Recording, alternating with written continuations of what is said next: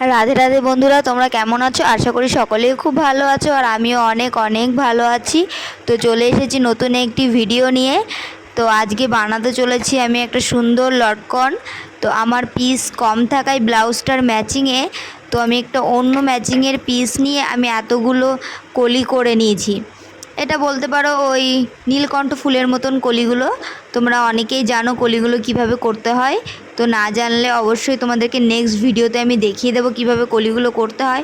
Roll roll roll করে পেঁচিয়ে তারপরে সেটাকে আবারও সেলাই দেওয়া লাগবে, না হলে পরে সেটা খুলে যাওয়ার সম্ভাবনা আছে। তো কলিগুলো অ্যাটাচ করে নেওয়ার পরে আমি এখানে একটা সুন্দর কলি একটা বানাবো। এটা ওরকম বানাবো না, এবার একটু অন্যরকম বানাবো। এটা সেলাইটা তোমরা ভালো করে দেখে নাও, এখানে সুতো একটুও বেরিয়ে থাকবে না, আর ফুলটা খুবই ফিনিশিংয়ের সাথে হবে। এভাবে করলে ফুলটা একেবারে বোঝাই যাবে না, মানে সামনে থেকে সুতোগুলো বেরিয়ে আসবে না, আর কোথা থেকে সেলাই হয়েছে সুন্দর, মানে এতটা ফিনিশিং আসবে। তো তোমরা দেখলেই বুঝতে পারবে। তো তোমরা দেখতে থাকো। তো আমি এখানে ডবল সেলাই করে নিয়েছি। আমি বেশিরভাগ জায়গায় ডবল সেলাই দিই, কারণ তাহলে খুলে যাওয়ার ভয়টা থাকে না। আর যেহেতু কাস্টমারের এটা টাকা দিয়েই বানাবে, তো সেটাকে সুন্দর করে করার চেষ্টা করি আমি সব সময়। তো এভাবে দুদিক সেলাই করে নেওয়ার পরে এটাকে উল্টে নেব সুন্দর করে, আস্তে আস্তে কোনাটাকে আমি ভালো করে টেনে বের করে নেব, যেহেতু কোনাটা না বের করে নিলে সুন্দর হবে না। তো তারপরে এখানে আমি সেলাই দিয়ে নেব একটা, মানে হাফটা সেলাই দেবো, পুরোটা সেলাই দেব না। যতটা এখানে দেখতে পাচ্ছ এটা সুতোটা খোলা আছে, কাপড়টা খোলা আছে, ততটাই আমি সেলাই দিয়ে নেব এখানে অর্ধেকটা। তো তারপরে এটাকে আবারও আমি ডবল সেলাই করে নিচ্ছি, তাহলে খোলার ভয়টা থাকে না। তো তারপরে দেখো এখানে আমি 4 আঙুল ফাঁকা রেখেছি। তারপরে দেখো ফুলটা দেখো কতটা সুন্দর লাগছে।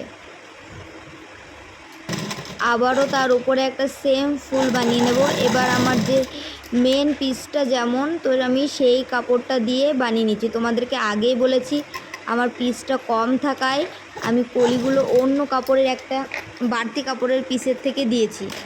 তো সেখান থেকে দেওয়ার পরে এবার আমি আসল পিসটা দিচ্ছি, তো সেটা দিয়েই আমি আবারও ডবল সেলাই করে নিচ্ছি।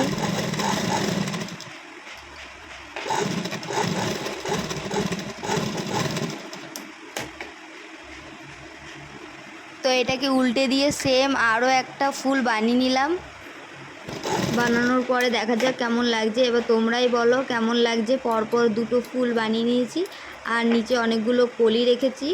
এবার না আমার মাঝের জায়গাটা অনেকটা ফাঁকা ফাঁকা লাগছিল, তো তারপরে আমি মাঝেও মনে হলো যে আমার একটা ফুল দিলে সুন্দর লাগবে ব্যাপারটা। তো তার জন্য আমি মাঝে মাঝে দেখো সেম আমি আবারও একটা ফুল বানিয়ে নিচ্ছি, এটা একটা কলি। এবার ফাইনাল লুক তোমরা দেখে নাও কেমন হয়েছে। তো তোমাদের কার কার পছন্দ হয়েছে ফুলটা অবশ্যই জানিও। আর দেখো কি সুন্দর থোকা থোকা করেছি। তো আমার তো এরকম বেশি ফুল থাকলে আমার খুব ভালো হয়, মানে খুবই পছন্দ হয়, কিন্তু পিসের জন্য সবসময় করা হয় না। এরকম ফুল আমার সত্যি খুব পছন্দ হয়, যে অনেকটা করে ফুল থাকবে পিঠে, ভালোই লাগে। তো তোমাদের আর কার কার ভালো লাগে অবশ্যই জানিও।